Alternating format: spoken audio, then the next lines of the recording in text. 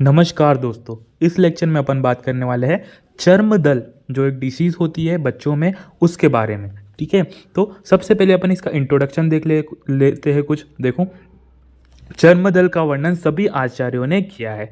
तो जितने भी अपने आयुर्वेद संहिता में आचार्य हैं उनने सब ने चर्म दल का वर्णन किया है, परंतु शिशुओं के संदर्भ में केवल आचार्य काश्यप ने किया है ना। लेकिन जो बच्चे होते हैं, जो शिशु होते हैं, उनके संदर्भ में केवल आचार्य काश्यप ने ही चर्म दल का वर्णन किया है।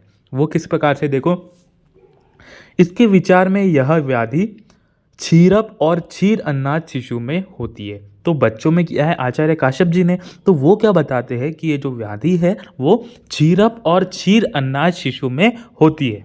ठीक है, इस रोग में वात की प्रधानता होने से वातात्मक व्याधि कहते हैं, है ना। तो इस वाला ये जो रोग है चर्मदल, इसमें कौन से दोष की प्रधानता होती है? बहुत इंपॉर्टेंट क्वेश्चन है। चर्मदल में वात की प्रधानता होती है, इसलिए इसको वातात्मक व्याधि भी कहते हैं। ठीक है, चर्म का अवतरण करने से इसे चर्मदल कहते हैं। मतलब कि चर्म जो अपनी स्किन होती है, चर्म जिसको बोलते हैं, उसका यहाँ पर अवतरण होता है ना, अवतरण होता है, इसलिए इसको चर्मदल कहते हैं। इसके लिए एक बहुत इंपॉर्टेंट स्टेटमेंट आता है, निश्वासस्य कश जननः, है ना। तो ये किसके लिए यूज हुआ है? निश्वासस्य कश जननः, चर्मदल के लिए, है ना। निश्वास न विश्वासस्य कश जननः, ये चर्मदल के लिए यूज हुआ है। तो मैंने एक ट्रिक बनाई है, दल पर विश्वास मत करें, है ना। तो दल पर विश्वास मत करें, तो चर्मदल आ जाएगा दल, है ना, और विश्वास जो है ये इससे रिलेटेड है ना। न विश्वासस्य कश जननः चर्मदल के लिए आता है।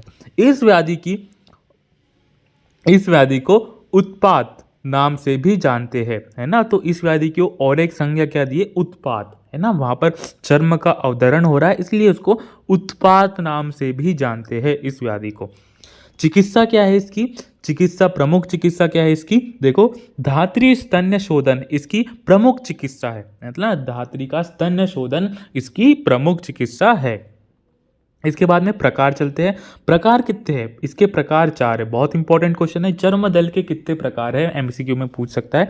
चर्मदल के 4 प्रकार है। कौन कौन से? वातज, पित्तज, कफज और त्रिदोषज। ठीक है, आचार्य काश्यप जी ने ही बताया है बालकों में, तो चर्मदल के 4 प्रकार बताए, वातज, पित्तज, कफज और त्रिदोषज।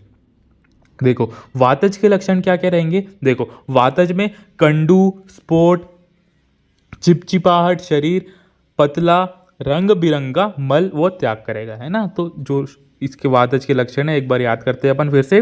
कंडू, स्पोट, चिपचिपाहट होगी शरीर में, पतला, है ना, रंग बिरंगी मल का त्याग करेगा। इसकी चिकित्सा क्या करेंगे अपन? धात्री को स्नेहन स्वेदन कराकर तीव्र चूर्ण युक्त घृत को पिलाना है अपन को, है ना। तो वातज है, तो वातज में अपन को पता है, धात्री में अपन क्या कराएंगे? स्नेहन और स्वेदन कराएंगे, और ये सब करा के अपन तीव्र चूर्ण युक्त घृत को पिलाएंगे अपन, है ना। तीव्र चूर्ण युक्त घृत का पान करवाएंगे।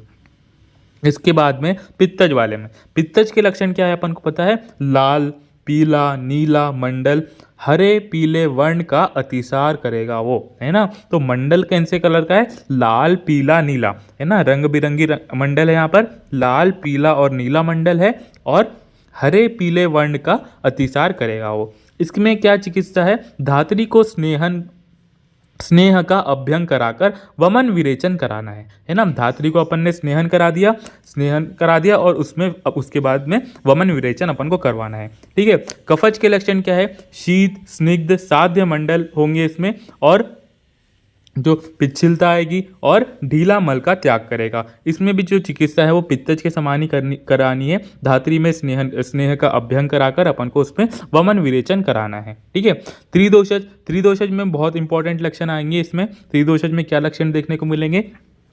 कृष्ण लाल मंडल होंगे और कृष्ण अरुण वर्ण का अतिसार करेगा। ठीक है, तो जो त्रिदोषज चर्मदल है इसमें जो मंडल है वो कृष्ण लाल वर्ण के मंडल होंगे, और अतिसार कैसा करेगा वो?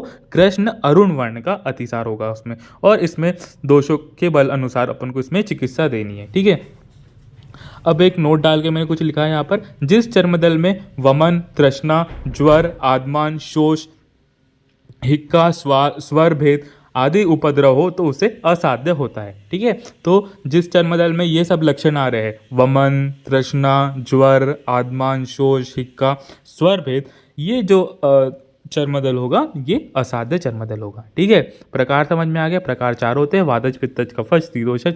चिकित्सा भी समझ में आ गई, है ना। पर्टिकुलर अगर वातज है तो उसमें अपन को धात्री में स्नेहन स्वेदन कराकर तीव्र चूर्ण युक्त घृत का पान कराना है। पित्तज में स्नेह का अभ्यंग कराकर वमन विरेचन कराना है। कफज में भी सेम चिकित्सा करनी है। और त्रिदोषज में दोष के बलानुसार चिकित्सा करनी है।